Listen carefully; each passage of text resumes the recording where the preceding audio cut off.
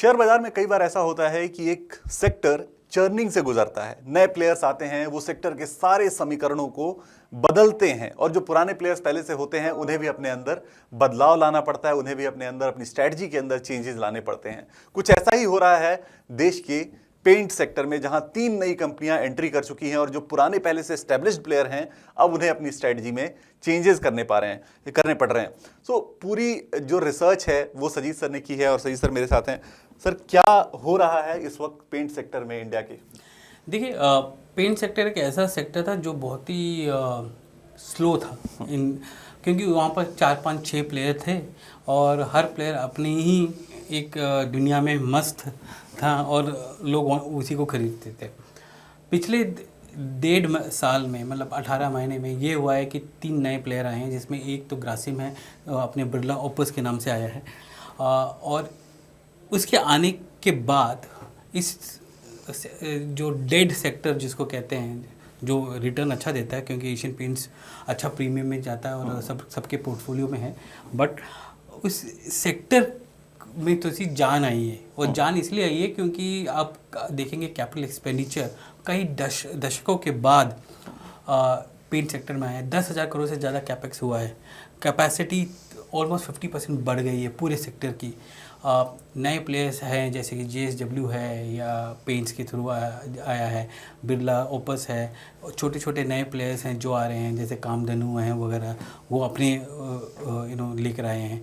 तो ये सब जब नए प्लेयर्स आने लगे तो एक थोड़ा सा रिवाइवल आया है इस सेक्टर में, क्योंकि पहले क्या होता था कि आपका मास सेगमेंट होता था, पॉपुलर और प्रीमियम और फिर लग्जरी। अभी एस्पिरेशंस बदल गई हैं, लोग देखते हैं कि घर में पेंट कैसा लगा है। टेक्सचर्स आ गए हैं, बहुत सारे न्यू आ गए हैं, प्लास्टिक पेंट हो गया, इनामल हो गया, या आप कई तरह के पेंट्स ड्राइंग रूम में डिस्कशन होते हैं और पूरा कलर वो होता है पूरा वो कलर पैलेट रखता रहता है कि अच्छा ये डिज़ाइन नहीं चाहिए या ये थोड़ा सा हल्का चाहिए इसमें। बिल्कुल राइट। और वो आया क्यों है? क्योंकि एक रेवोल्यूशन जो एशियन पेंट्स लेकर आया टिंटिंग मशीन का, कि आपको जो कलर चाहिए मैं उस कलर का दूंगा। पहले क्या होता था कि आपने सफ़ेद कलर का पेंट लिया, उसमें आपने कलर डाला, स्टेन डाला और उसको मिलाया और फिर पेंट लगा दी। अभी आपको जो हल्का कलर चाहिए वो भी मिलता है क्योंकि टेक्नोलॉजी आ गई है यहाँ पर। और जब ये नए प्लेयर्स आए तो ये टेक्नोलॉजी के साथ प्रीमियम सेगमेंट और लग्जरी सेगमेंट में काफ़ी कंपटीशन आ गया है, क्योंकि एक थोड़े महंगे भी हैं और दूसरा इनमें हाई मार्जिन बिजनेस भी है। क्योंकि आप मास सेगमेंट में नहीं जाते थे पहले, पुराने ज़माने में, मतलब 10-20 साल पहले, 30 साल पहले की बात है, जब हम बच्चे हुआ करते थे तो हमारे घर में डिस्टेम्पर चलता था। अभी हम प्लास्टिक या इनामल पेंट या उससे भी हाई रॉयल जिसको कहते हैं वो एशियन पेंट्स का वो लगाते हैं, या बिरला ओपस का जो वो है प्रीमियम पेंट है वो लोग लगाते हैं अपने घर में। तो ये जो रिवाइवल हुआ है पेंट सेक्टर का, उसका एक तरह से जान तो आई है पर बहुत डिस्ट्रप्टिव भी है और चर्निंग भी बहुत हो रही है। शुरुआत 1 साल पहले लोग सोचते थे कि एशियन पेंट्स इतना ऊपर है कि इसको कोई छू नहीं सकता, बट छू सकते हैं सर।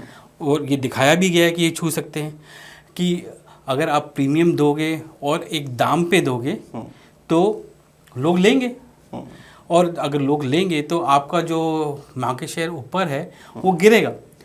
और तब मार्केट शेयर गिरता है टॉप टियर का तो 2 तरह से गिरता है। एक कि आपका जो पूल है वो सेम रहे, और दूसरा आपका पूल बड़ा हो गया उसकी वजह से आपका मार्केट शेयर गिर गया। पिछले 1.5 साल में हमने देखा, स्पेशली लास्ट जनवरी से हमने देखा कि अर्बन कंजम्पशन कम है तो डिमांड उतना नहीं बढ़ रहा है। रूरल रिवाइवल हमने देखा हमने, बट रॉ मटेरियल प्राइसेस सब एलिवेटेड रहे हैं और मैक्सिमम प्रीमियम पेंट का जो कंजम्पशन है वो सिटीज़ एंड टाउन्स में होता है और मेट्रोज़ में होता है। Tier A, tier 1 tier city, tier 2 cities में ज़्यादा होता है। तो वहाँ पर हमने ये प्रीमियम कंजम्पशन है और वहीं पर सबसे ज़्यादा कंपटीशन भी आया है। सो ये बहुत ही एक तरह से डिस्रप्टिव मूव आया है। हम ये नहीं कहेंगे कि एशियन पेंट्स नीचे आया, एशियन पेंट्स से मार्केट शेयर जरूर खोया। क्योंकि जो पूल जो है वो पूल बड़ा नहीं है, पूल उतना ही है। बिल्कुल, पूल उतना ही है और नए प्लेयर्स आ गए हैं तो वो निश्चित तौर पे अपना एक शेयर पुल आउट कर रहे हैं। और ऐड भी अगर हमने देखा पिछले दिनों में आईपीएल के दौरान भी ऐड चला बिरला ओपस का, तो उसमें उन्होंने बड़े अग्रेसिव तरीके से पिचिंग की है कि ये लोग तो सदियों से पीछे चल रहे हैं, आप चुनो बिरला ओपस, ऐसे करके उनकी बहुत अग्रेसिव, जैसे एशियन पेंट एक पोस्ट पे किया करता था, तो वैसी अग्रेसिव इनकी जो है वो स्ट्रेटजी है, पिचिंग है अपनी।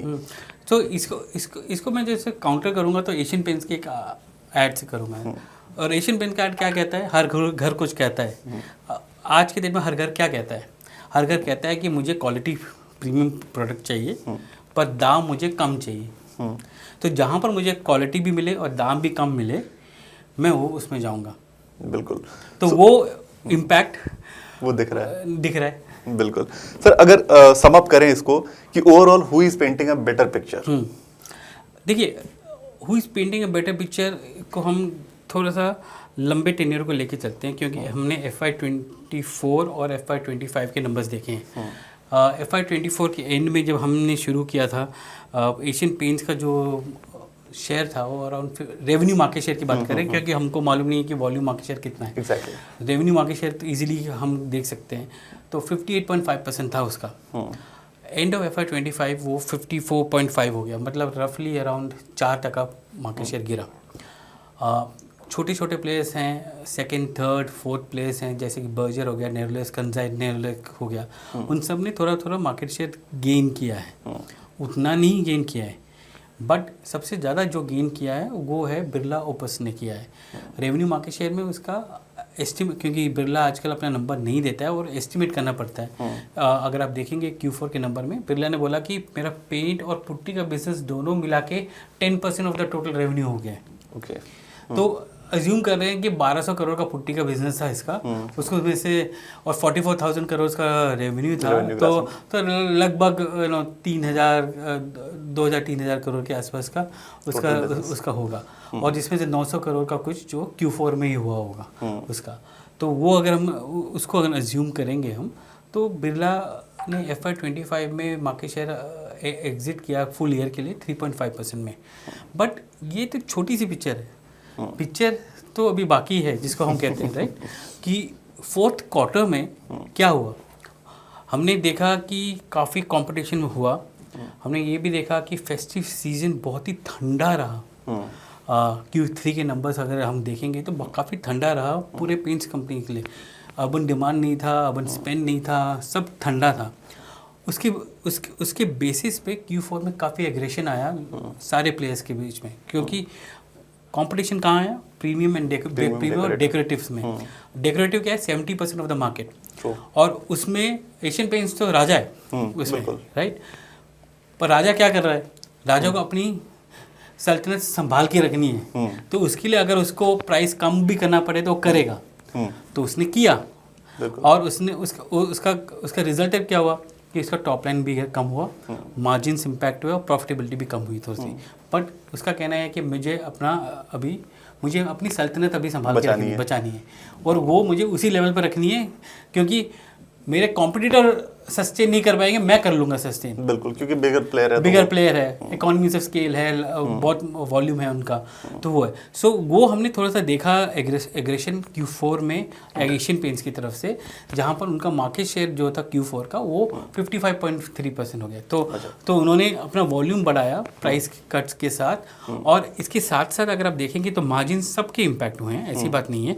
बर्जर का हुआ है, नेरोलैक्स का हुआ है, सिरका का हुआ है, इंडिगो पेंट्स का हुआ है, सबका हुआ है, इम्पैक्ट हुआ है।